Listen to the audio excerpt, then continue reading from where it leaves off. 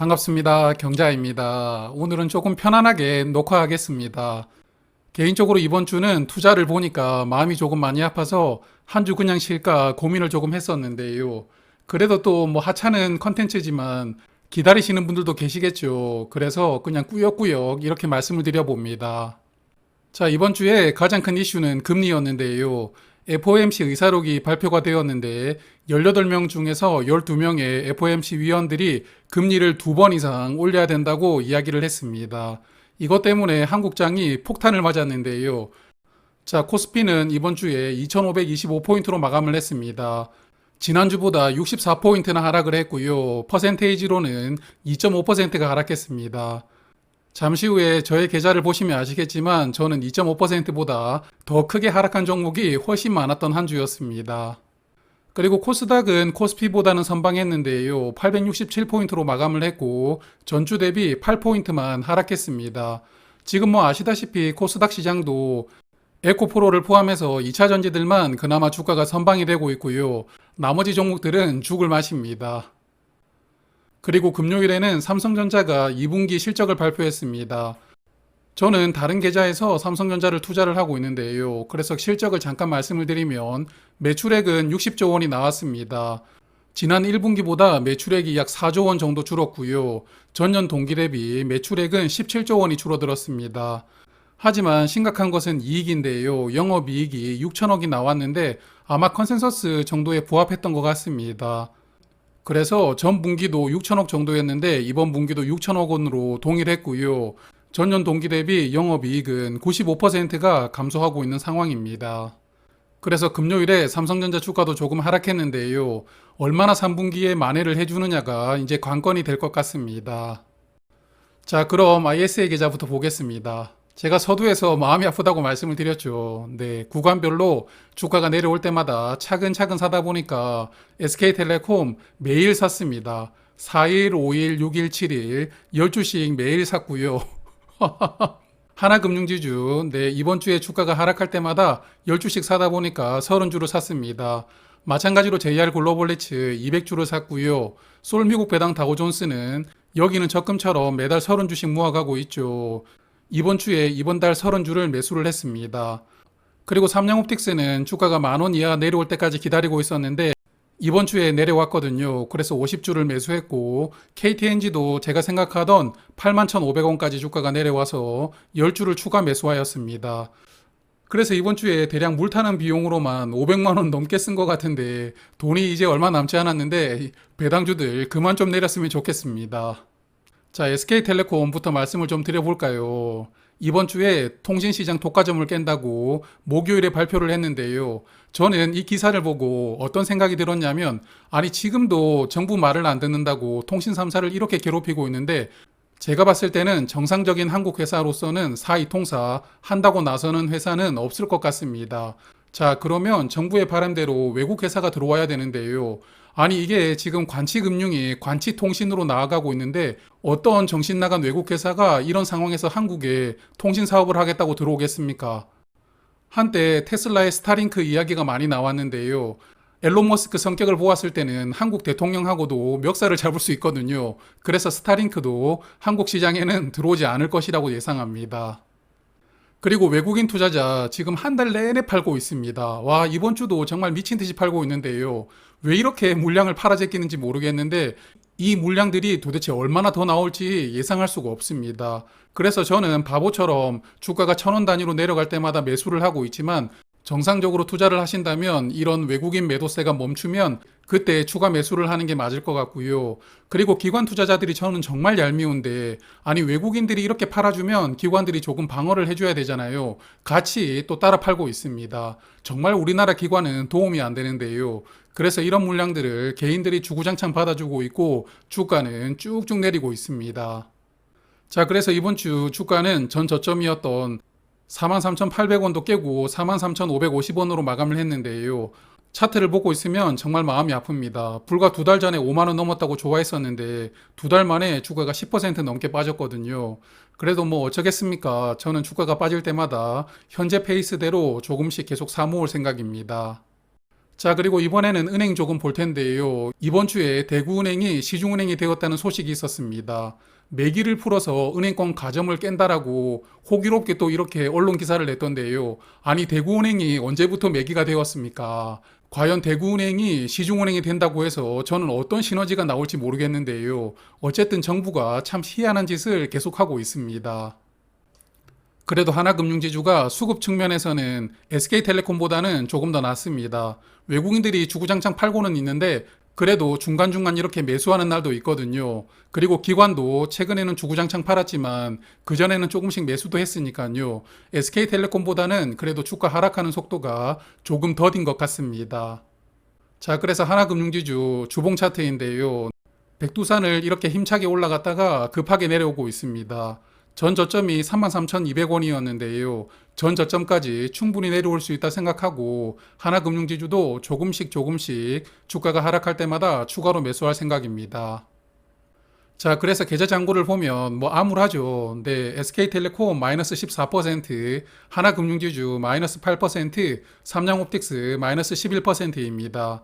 그리고 리츠 두 종목은 한 달 전만 하더라도 빨간불이었는데 어느덧 마이너스 6%까지 주가가 하락했고요. KTNG도 배당락을 회복하지 못하고 있습니다. 그나마 SCHD 이 한 종목은 빨간불을 보여주고 있는데요. 빨간불이 하나라도 있으니까 그래도 천만다행이라고 생각합니다.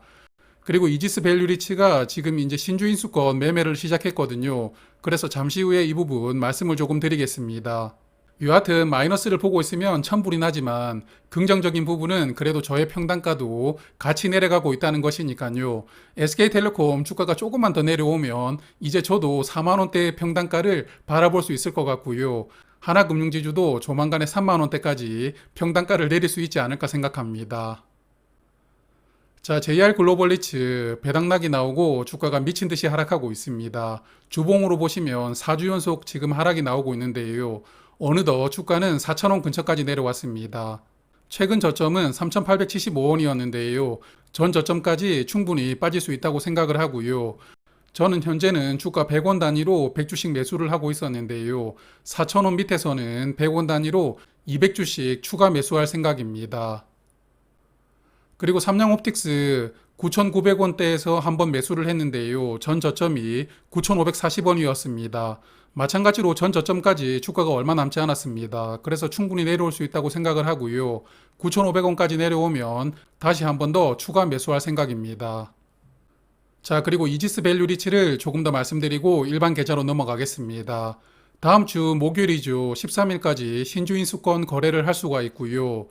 그리고 20일에 발행가액이 확정되고요. 구주주 청약은 7월 24일과 25일에 진행이 됩니다.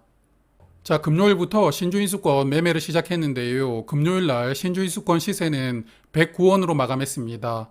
장중에 잠깐 보니까 105원으로 시작해서 102원까지 하락을 했던데요. 그래도 조금 더 만회를 해서 109원으로 마감을 했고요. 그리고 이지스 밸류리츠의 금요일 주가는 4,450원이었습니다. 1차 발행가액이 4,495원이니까 현재 주가는 1차 발행가액보다 낮습니다. 그래서 당연히 2차 발행가액은 더 낮아질 텐데요. 1차 발행가액을 정했던 기준 주가가 4,820원 정도니까 만약에 현재 주가가 쭉 이어진다면 2차 발행가액은 4,000원대 초반까지도 내려올 수 있을 것 같거든요. 그래서 2차 발행가액이 유증 가격으로 확정될 가능성이 아주 높습니다. 그래서 제 생각에는 이지스 자산운용 측에서 아마 주가 방어를 조금씩 하지 않을까 싶긴 한데요. 향후에 어떤 움직임을 보여줄지 모르겠습니다. 자, 그러면 마음이 많이 아픈 ISA 계좌는 여기까지 보고요. 또 마음이 아픈 일반 계좌 보겠습니다. 저번 주에 조정이 온다는 느낌이 약간 들었거든요. 그래서 수익이 나는 종목들은 전부 익절을 했는데 일단 LNF가 주가가 25만원 정도까지 올라와서 매도를 했고요. 그리고 커버드콜도 그냥 본전에서 정리를 하였습니다. 그리고 물타기는 이번 주에도 이어졌는데요. DB하이텍 40주를 추가로 매수를 했고 뉴프렉스는 마지막 매수인 300주 매수를 하고 마무리했습니다. 자, 그래서 잔고를 보면 4종목만 심플하게 남았는데 A스토리 수익률이 무시무시하게 변했습니다. 마이너스 20% 넘어갔는데요. 아니, 저의 메인 계좌였던 삼성증권에서는 뭐 이런 수익률 가끔 볼 수 있지만 한두 계좌에서는 마이너스 20% 넘어가는 수익률 처음 보는 것 같은데요. A스토리 정말 마음이 많이 아픕니다. 여하튼 잠시 후에 조금 더 말씀을 드리도록 하고요. 그리고 뉴프렉스는 회사의 악재라기보다는 고객사에 큰 이슈가 하나 터져가지고 이번 주에 주가가 급락했는데요. 역시나 잠시 후에 말씀을 드리겠습니다. 그리고 네오이즈는 저의 평단가 근처까지 올라왔고 DB 하이텍은 이제 마지막 매수를 앞두고 있는데요. 주가가 55,000원 근처까지 내려오면 마지막으로 매수를 해볼 생각입니다. 여하튼 마음이 더욱 아픈 것은 이 두 종목은 제가 매입 금액을 다 채웠거든요. 1,000만 원 정도씩 매입을 했는데 수익률이 이런 상태이다 보니까 더욱더 마음이 아프고요. 이제 마지막 보너스 매수로 마지막 한 번씩 추가 매수를 해볼 생각입니다. 자, 먼저 A스토리 보시면 뭐 회사에 특별한 악재가 있는지는 모르겠습니다. 하지만 주가는 미친 듯이 빠지고 있는데요. 지금 올해 상반기 내내 주가가 쭉쭉 빠지면서 어느덧 주가는 16,000원 근처까지 내려왔습니다. 전 저점이 16,000원 정도였으니까 저는 보너스 매수를 16,000원 정도에서 해볼 생각인데요. 어쨌든 16,000원을 깨고 내려온 날, 그날 마지막으로 조금 더 매수를 해볼 생각입니다. 자, 뉴프렉스는 그리고 삼성전자 협력사인데요. XR 헤드셋을 삼성전자가 개발을 연기한다는 뉴스가 이번 주 목요일에 나왔습니다. 그래서 그날 메타버스 관련 종목들이 다들 급락을 했는데요. 뉴프렉스도 마찬가지였습니다. 자, 그래서 뉴프렉스 이번 주에 주가가 크게 하락해서 저번 주에 6,000원대 중반에 머물렀던 주가가 이번 주에 5,000원 중반까지 내려왔는데요. 저는 6,000원 깨질 때 마지막으로 매수를 했지만 제가 매수를 하고 나서도 주가가 300원 정도 더 하락했습니다. 자, 어쨌든 뭐 물량은 다 채웠는데 마지막 보너스 매수를 한 번 정도는 더 해볼 생각하고 있거든요. 그게 언제냐면 주봉상으로 121선 근처에서 마지막으로 매수 한번 해볼 생각입니다. 주가로는 5,200원 정도 되는데요. 121선까지 주가가 내려온다면 이 종목도 마지막으로 보너스 매수하면서 대미를 장식해 볼 생각입니다. 그리고 마지막은 NH투자증권 계좌인데요. LG전자를 보유하고 있었는데 LG전자도 이번 주에 약익절하였습니다. 그래서 이제 NH투자증권은 제가 보유한 종목이 없는데요. 다음에 또 NH투자증권을 활용해서 투자를 할지는 모르겠지만 여하튼 당분간은 빠이빠이를 하게 되었습니다. 아시는 분들도 많으시겠지만 저는 경제적 자유민족이라는 공모주 중심으로 방송을 하는 채널이 있고요.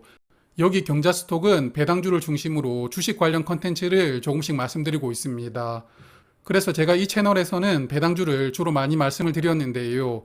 앞서 저의 계좌에서도 보셨겠지만 지금 배당주 투자가 시기가 너무 좋지 않습니다. 이럴 때 못 모르고 저의 컨텐츠를 보시고 매수했다가 손해를 보시는 분들도 계실 수 있잖아요. 그래서 경자스톡은 이런 주식 투자 일기를 포함해서 일주일에 3편의 컨텐츠를 업로드를 했었는데 이번 주부터 일주일에 2편만 컨텐츠를 업로드할 생각입니다. 그래서 주중에는 화요일이나 수요일에 컨텐츠 한 편을 업로드하고요. 토요일에 말씀드리는 경자일기는 그래도 꾸준하게 말씀을 드려보겠습니다. 여하튼 저처럼 마음이 아픈 분들이 많으실 텐데요. 인간지사가 세옹지마라고 했지 않습니까? 어려운 시기를 잘 버티면 또 좋은 날이 올 겁니다. 그 시기까지 함께 화이팅 하시길 바랍니다. 자, 그럼 오늘은 여기서 인사드리겠습니다. 남은 주말 잘 보내세요.